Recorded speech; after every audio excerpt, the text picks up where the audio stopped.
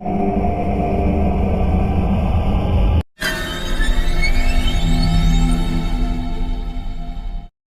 दोस्तों, अगर आप हमारे चैनल हॉरिबल संडे से पहली बार जुड़े हैं तो आप हमारे चैनल को सब्सक्राइब कर लीजिए, जिससे आने वाली वीडियो आप तक सबसे पहले पहुंच सके।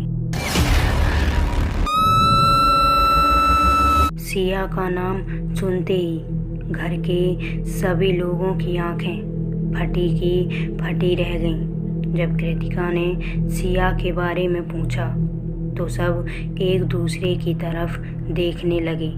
कृतिका कुछ और बोलती उससे पहले ही पूरी हवेली एक डरावनी हंसी से गूंज उठी।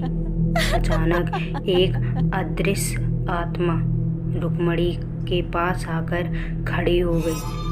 अचानक से उसने रुक्मणी का सिर पकड़ा और दीवार में दे मारा। रुक्मणी के सिर से खून की धारा बहने लगी। एक एक करके घर के सब लोगों के साथ कुछ ऐसी ही घटना घटी। धीरे धीरे हवेली रात के अंधेरे में डूब गई। कृतिका ने मोमबत्ती जलाकर जगह जगह पर रख दी। रुक्मणी के सिर पर पट्टी बांधकर उसे लेटा दिया गया। कृतिका मंदिर से कुछ सिंदूर और राख लेकर एक गोल घेरा बनाकर कहती है कि जब तक हम इस गोल घेरे के अंदर हैं तब तक कोई भी आत्मा इस मंदिर की पवित्र राख को पार नहीं कर सकती। तब मेनका ने कहा, हम कब तक इस गोले के सहारे रहेंगे? आखिर ये किसकी आत्मा है और हमारे साथ ऐसा क्यों कर रही है? तभी राजवीर ने कहा, अगर इन सवालों के जवाब चाहिए तो इन सवालों के जवाब सिर्फ एक इंसान दे सकता है, और वो है यहाँ से लगभग 50 किलोमीटर दूर आवंतपुर में रहने वाले महान साधु बाबा। अगर उनके पास कोई जाए तो इस समस्या का हल मिल सकता है, लेकिन इतनी रात को वहाँ जाएगा कौन? अगर कोई गया भी तो वो अदृश्य शक्ति उसके साथ क्या करेगी, यह किसी को नहीं पता। सब सोच में पड़ गए। तब कृतिका ने कहा, मैं जाऊंगी वहाँ। तब रुक्मणी ने कहा कि तुम्हारी जान को खतरा हो सकता है।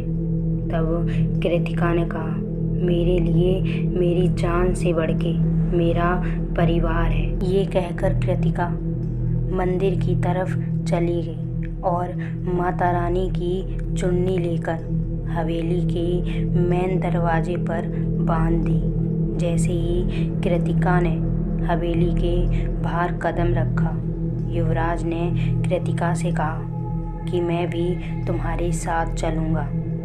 युवराज ने जल्दी से गाड़ी निकाली और हवा की रफ्तार के साथ अंधेरे को चीरता हुआ अवंतपुर की तरफ निकल गया। जैसे ही युवराज और कृतिका निकली, वैसे ही वो साया हवा में उड़ता हुआ हवेली के मेन दरवाजे पर आकर खड़ा हो गया।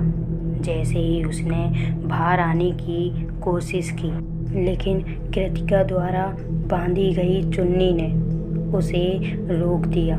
उसकी चिल्लाने की आवाज़ पूरी हवेली को भयानक बना रही थी। जब उसने गुस्से में आकर घर वालों पर हमला करना चाहा तो वहाँ पड़ी पवित्र राख से निकली ऊर्जा ने उसे दूर फेंक दिया। जैसे तैसे युवराज और कृतिका अवंतपुर पहुँचे। उन्होंने वहाँ बाबा का पता पूछा और उनके पास पहुँच गए। उस समय बाबा हवन कर रहे थे। बाबा ने उनकी तरफ देखे ही बिना कहा, मुझे पता था उस हवेली का पाप तुम लोगों को यहाँ ले ही आएगा। कृतिका और युवराज हैरान थे। आखिर उन्हें कैसे पता कि हम लोग हवेली से आए हैं? दोनों जल रहे हवन के आगे बैठ गए।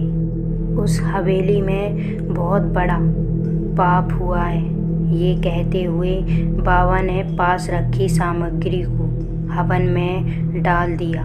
7 साल पहले हुआ पाप आज भी उस कमरे में कैद है। उसके साथ हुए अन्याय का बदला लेने आई है। तब कृतिका ने कहा, कौन सा पाप? आखिर किसके साथ अन्याय हुआ है?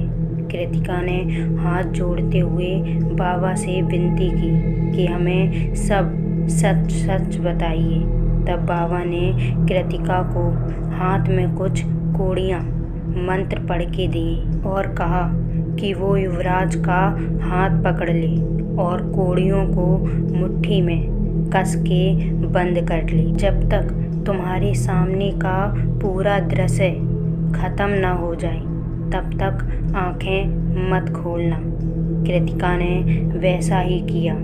आंखें बंद करते ही कृतिका के सामने एक ऐसा दृश्य था जिसे देखकर कृतिका का शरीर सन्न रह गया। सब धुंधला सा दिख रहा था।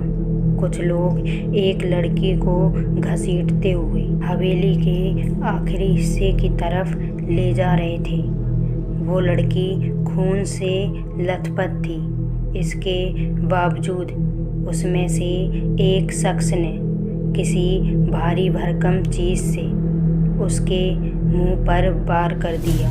अचानक कृतिका ने आंखें खोल दी। कृतिका बुरी तरह से डर चुकी थी। युवराज को अपनी आंखों पर विश्वास नहीं हो रहा था।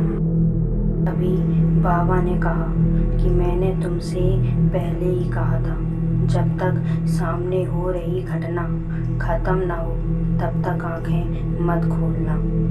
अब उन दोषियों का पता तुम्हें खुद करना होगा जो आज भी उस हवेली में मौजूद है। हम कल सुबह ही हवेली आएंगे। ये कहकर बाबा ने कुछ अभिमंत्रित धागे कृतिका को दे दिए और कहा कि ये धागे जब तक तुम्हारे पास हैं तब तक वो आत्मा तुम्हारा कुछ नहीं कर सकती। हर एक धागे को हर एक शख्स को बांध देना। थोड़ी देर बाद कृतिका और युवराज वहाँ से वापस आ गए। लौटते वक्त कृतिका ने युवराज से सिया के बारे में पूछा।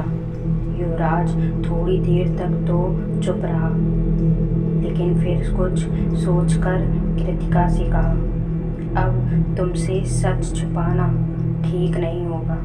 मैं तो तुम्हें शादी वाले दिन ही बताना चाहता था, लेकिन माँ ने मुझसे मना कर दिया।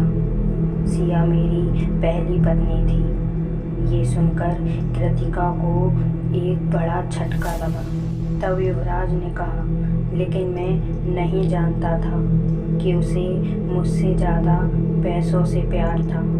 शादी के 1 महीने बाद ही सारे पैसे और गहने लेके भाग गई। तब से मुझे लड़कियों से नफरत होती है।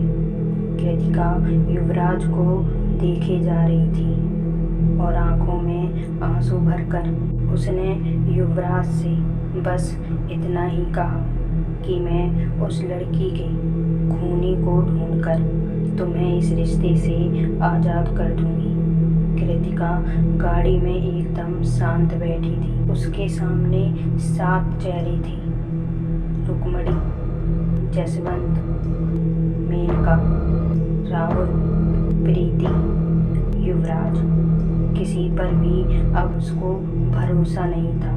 तो दोस्तों, अगर आप जानते हैं कि इन 7 लोगों में से वो लोग कौन से हैं जिनका रिश्ता उस रहस्यमयी कमरे से जुड़ा हुआ है, तो हमें एक छोटा सा कमेंट करके ज़रूर बताएं।